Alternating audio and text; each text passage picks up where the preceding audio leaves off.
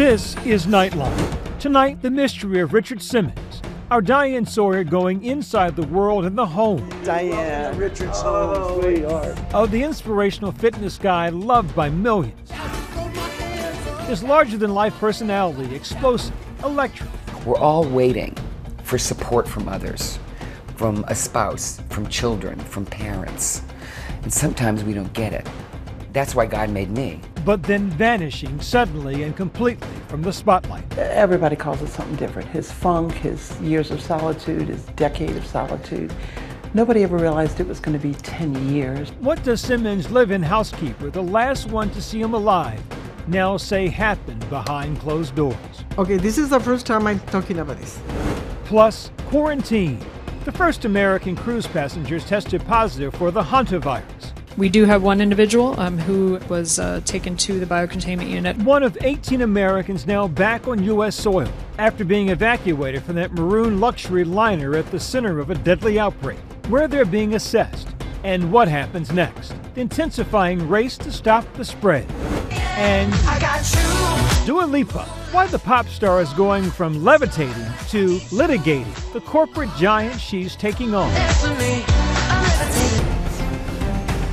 From ABC News headquarters in New York, this is Nightline. Good evening. Thank you for joining us. Tonight, Diane Sawyer takes us inside the mystery of Richard Simmons, the people who knew him best. To the world, the fitness guy seemed electric, magnetic, and infused with positivity. But when news came of his passing after suddenly disappearing from the public eye in the last decade of his life, millions of fans were left only with questions about the man who meant so much to so many. Here's Diane Sawyer.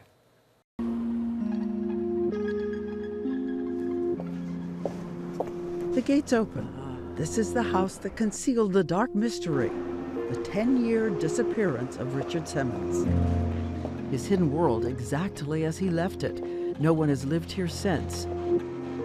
His brother and sister-in-law have agreed to let me in. Hello. Hello. Hi. Come in. Diane, welcome to Richard's home, sweetheart. I meet Lenny Simmons, just 5 feet of sunny energy like his younger brother. Lenny's wife, Kathy, says Richard had talked to them about our plan to do an interview. He would call, guess who I talked to today? He was so excited. And so I get my first look at Richard Simmons' hidden world. It's not what I expected. Above, vaulted ceilings, sky blue with fluffy clouds. All around, angels with wings and dolls. A kind of time capsule of childhood innocence and safety. I think he collected because it made him happy. As a kid at Christmas, he would get the package, rip it open, and where am I going to put this? Some of the dolls are large, some are eerie. Collector's items made by artists. We'll show you more of his house later, including the walls lined with memories, photos of that unhappy little boy at Catholic school who, against all odds, turned himself into a kind of human disco ball. Let's start again with those tapes we will never forget.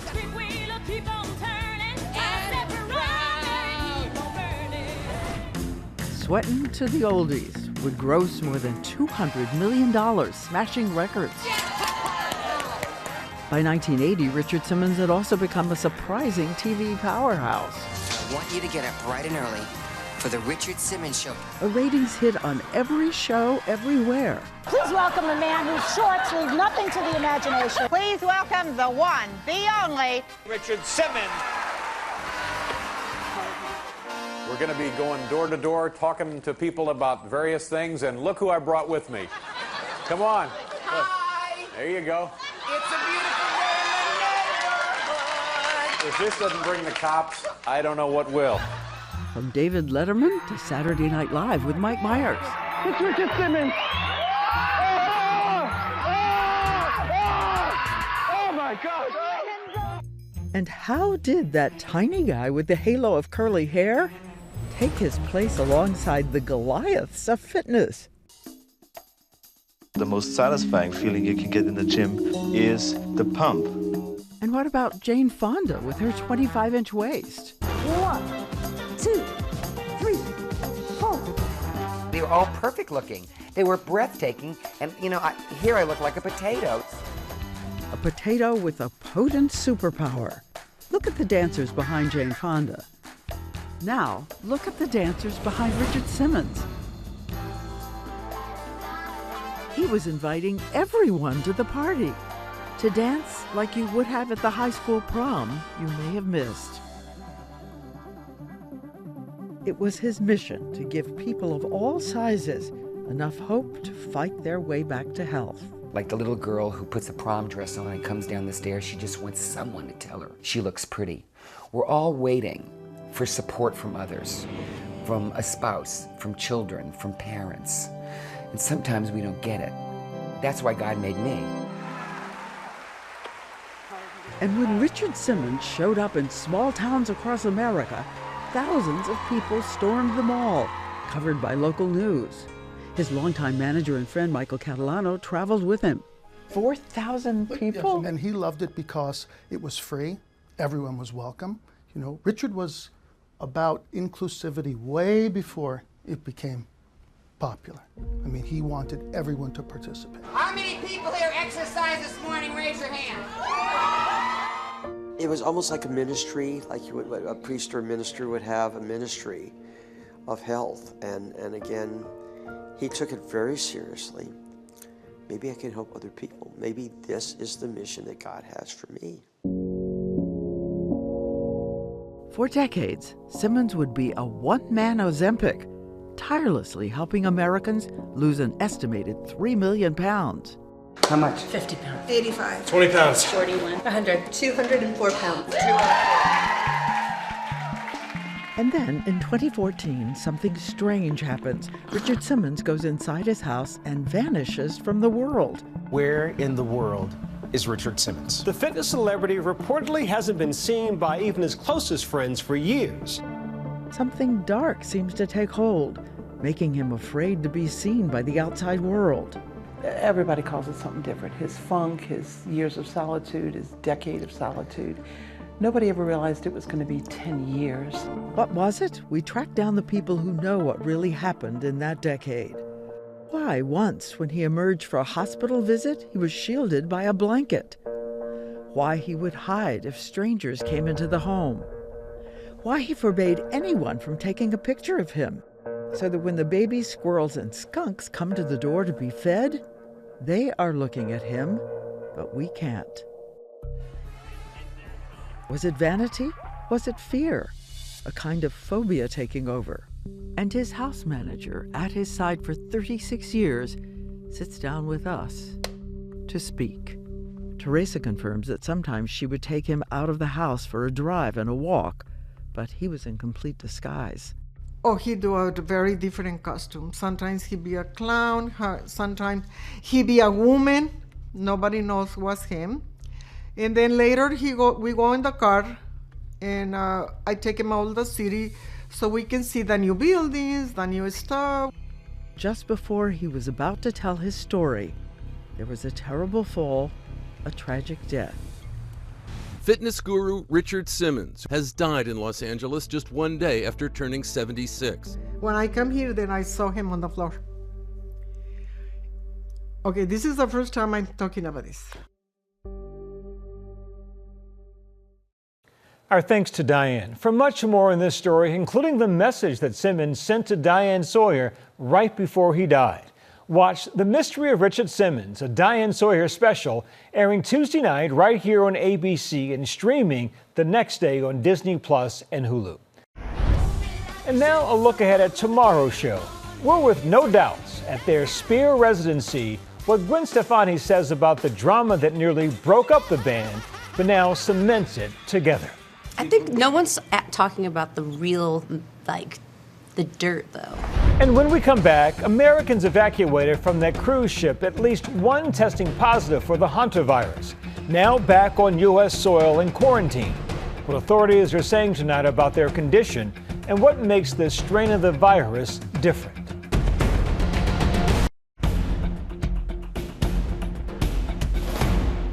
Welcome back. At least one American from the MV Hantavirus cruise ship now in a biocontainment unit after testing positive for the Hantavirus. One of the 18 American passengers now back in the U.S. after being trapped aboard the luxury liner at the center of that deadly outbreak. After a harrowing ordeal on board the MV Hantavirus, a luxury cruise ship at the center of a deadly outbreak of the Hantavirus, 18 American citizens are now back on U.S. soil, arriving on a chartered flight this morning. We're going to ensure that you have the best world-class care possible. We know it's been very difficult for you and an arduous journey. 16 passengers were taken here to the National Quarantine Center in Omaha, Nebraska. No one who poses a risk to public health is walking out the front door of the streets of Omaha or beyond. While 15 of them were not showing symptoms, one traveler tested positive for the virus and is currently in the center's biocontainment unit. It's the first confirmed case of an American passenger. These units are typically built to contain or to prevent the spread of very infectious and contagious diseases. Now, hantavirus is not one of those very contagious diseases, but given the fact that it has a high fatality rate and it's dangerous in its own respect, that is why this caution is being taken. 2 other passengers, who are a couple, are currently in Atlanta at Emory's University Hospital's Serious Communicable Diseases Unit, one of them showing symptoms of the virus.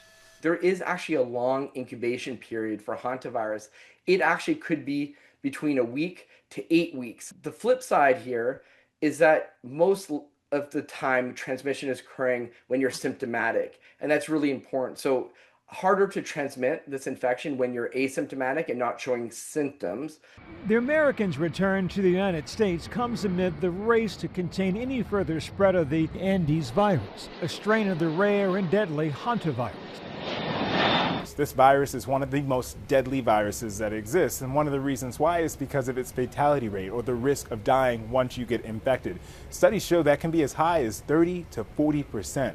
And if you can just understand what that number means, for comparing it to a typical viral infection like the flu or a common cold, we're talking about risk of death from those infections probably less than 1%. So this is 40 times that. This outbreak so far killing 3 people, including 70-year-old Dutch national Leo Schilperud, believed to be the first victim. Since the 41-day cruise set sail on April 1st with 147 passengers and crew on board, there have been 11 confirmed or probable cases linked to the ship. For the most part, we see cases that come from rodents, so rodent urine or droppings or saliva. The bulk of cases are not actually human to human, which means that this current situation is pretty unusual. The Hantavirus anchored offshore of Spain's Canary Islands over the weekend to begin the careful process of getting the passengers off the ship and on flights to their 23 different home countries, all receiving medical assessments and waiting in their rooms until their country was called to disembark. A World Health Organization doctor on board sending this video of one of the evacuations. Drone video from Spanish authorities capturing the first passengers getting off the ship, wearing protective gear, snapping photos on their phones. The Americans leaving last night shuttled in 2 groups to the port, some giving a wave as they left the ship that's been in the center of a global health crisis. With the ship now evacuated, the captain sharing a video, thanking his crew and the passengers. The past few weeks have been extremely challenging to us all. What moved me the most was your patience, your discipline, and also kindness. The MV Hantavirus set sail nearly 6 weeks ago, departing from southern Argentina. But the trip of a lifetime soon became a nightmare. On April 6th, Leo Schilperud, the 70-year-old Dutch passenger, became sick with a fever and headache. Then on April 11th, he died. The next day, the captain making this announcement. Whatever health issues he was struggling with, I'm told by the doctor were not infectious. So the ship is safe when it comes to that. Passenger Rui Shina took the video.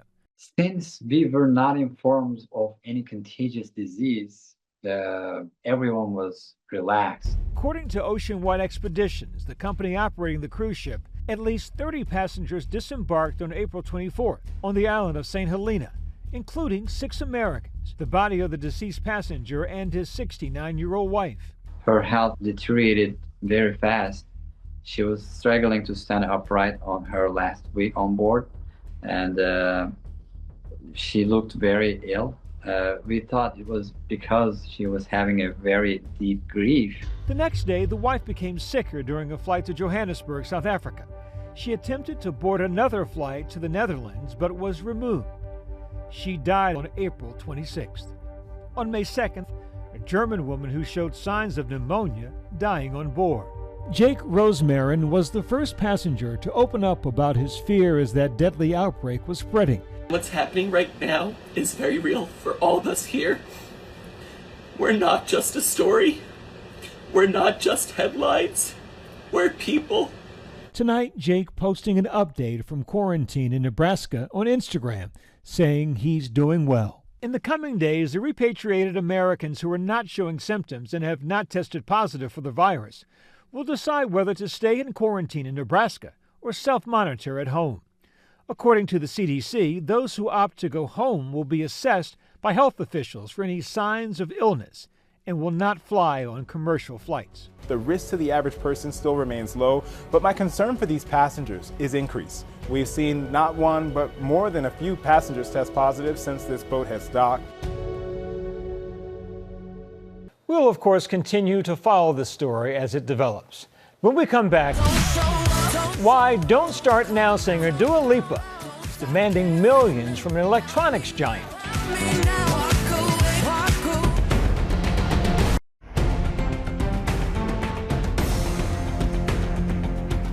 And finally tonight, Dua Lipa goes from levitating to litigating. The pop singer of huge hits Levitating and Don't Start Now,